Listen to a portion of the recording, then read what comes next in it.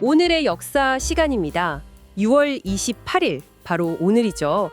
오늘은 어떤 일들이 있었을지 저희가 가진 자료들을 보면서 한번 깊이 들어가 보겠습니다. 네, 한반도뿐만 아니라 세계사적으로도 정말 다양한, 때로는 정반대의 사건들이 이날에 있더라고요. 맞아요.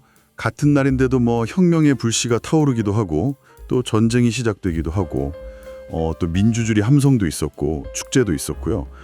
참 흥미롭습니다. 그럼 먼저 한국사부터 살펴볼까요? 네, 좋습니다. 1894년 6월 28일이면 동학농민혁명 때네요. 그 전주 화약 맺고 잠시 소강 상태일 때. 네, 맞아요. 정부하고 농민군이 일단 싸움을 멈추기로 합의는 했는데 근데 일본의 움직임이 심상치 않았죠. 아, 그쵸. 그냥 단순히 내정 간섭 이 정도가 아니라 뭔가 더 적극적이었던 것 같아요. 네, 이미 일본은 군대를 더 보내서 서울이랑 인천, 그러니까 중요한 곳들을 장악하고 있었어요. 그러면서 조선 정부한테 자기들식의 개혁을 하라고 압박을 넣었죠. 그게 결국 청일전쟁으로 이어지려는 그런 의도였군요. 그렇죠. 단순히 도와주겠다는 게 아니라 아예 영향력을 키워서 전쟁까지 염두에 둔 포석이었어요. 이런 일본의 개입이랑 또 정부가 좀 미온적으로 대처하니까 동학농민군이 다시 일어설 수밖에 없는 상황이 만들어진 거네요. 네, 결국 2차 봉기의 중요한 배경이 됩니다. 자, 시간은 흘러서 약 100년 뒤네요. 1987년 6월 28일. 이날은 한국 현대사에서 정말 빼놓을 수 없는 날이죠. 아, 그렇죠. 6월 민주항쟁. 네. 6월 10일에 시작된 항쟁 열기가 이날 전국적으로 정말 최고조에 달했어요. 그 박종철, 이한열 두 분의 희생이 촉매제가 됐고요. 맞습니다. 학생들뿐만 아니라 직장인, 그냥 보통 시민들까지 다 같이 거리로 나왔잖아요. 네, 엄청났죠. 이 엄청난 힘이 결국에는 정권을 움직인 거죠. 바로 다음 날 6월 29일에. 6.29 선언. 네. 국민들이 요구했던 대통령 직선제 개헌 요구를 정부가 받아들이게 되잖아요.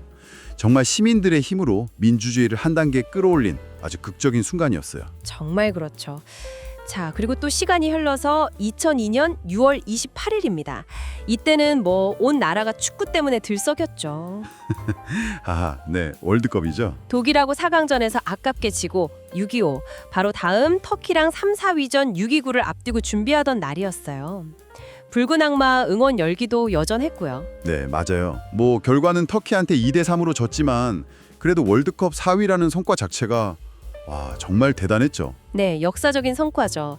이게 단순히 그냥 축구 잘했다 이게 아니라 뭐랄까 국민들 자부심도 엄청 높여주고 또 하나로 뭉치게 하고 한국의 국제적인 이미지도 확 달라졌잖아요.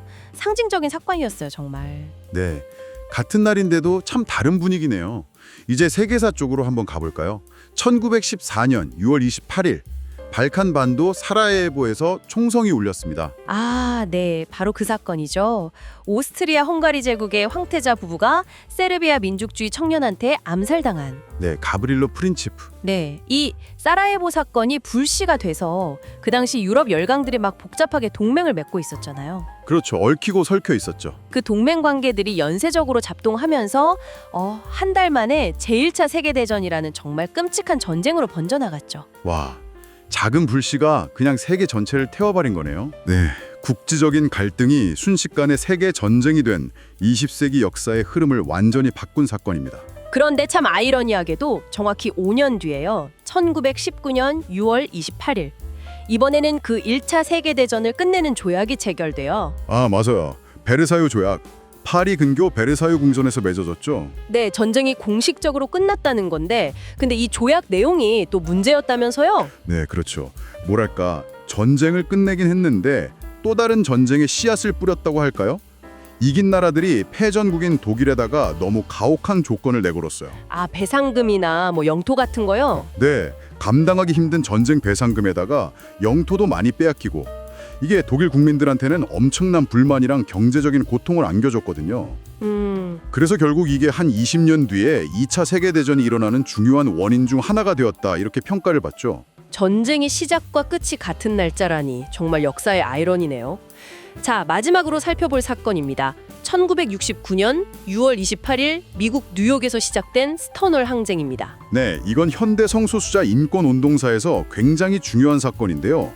뉴욕 그리니치 빌리지에 있는 스톤홀 인이라는 바가 있었어요. 네. 당시 경찰이 성소수자들이 모이는 장소를 일상적으로 단속하고 괴롭히고 그랬는데 이날 처음으로 거기에 있던 사람들이 집단적으로 저항을 한 겁니다. 아, 그냥 당하고만 있지 않고 맞서 싸우기 시작한 거군요. 그렇죠. 이전까지는 억압받고 차별받아도 그냥 숨죽여 지냈는데 이날 부당함에 목소리를 내기 시작한 거예요. 그래서 이 사건이 현대 LGBTQ+, 그러니까 성소수자 권리운동의 어떤 상징적인 출발점으로 여겨집니다. 이게 전 세계적으로 영향을 미쳤겠네요. 네, 그렇습니다. 이 사건을 계기로 성소수자 인권에 대한 논의나 운동이 전 세계로 퍼져나가는데 아주 중요한 계기가 됐죠. 오늘 6월 28일 하루에 이렇게나 많은 역사적 사건들이 겹쳐 있네요. 혁명, 전쟁, 민주주의 투쟁, 또 인권운동의 시작, 그리고 스포츠 축제까지 정말 인간사의 희로애락이 다 담겨 있는 것 같아요. 네, 정말 그렇습니다. 특정 하루라는 시간 안에 이렇게 결정적인 순간들, 또 때로는 너무 비극적이고 때로는 희망찬 사건들이 꾹꾹 압축되어 있다는 게 참 놀랍죠. 네, 과거의 이런 오늘들이 차곡차곡 쌓여서 지금 우리가 발딛고 있는 현재를 만든 거겠죠? 어쩌면 우리가 지금 그냥 흘려보내는 이 순간들도 아주 먼 훗날 누군가에게는 되돌아볼 만한 의미 있는 오늘의 역사가 될 수도 있지 않을까요? 그러네요. 오늘 우리가 하는 이야기도 언젠가는 역사가 될 수 있겠군요. 네, 다음 탐구를 위해서 한번 이런 질문을 남겨보는 것도 좋을 것 같습니다.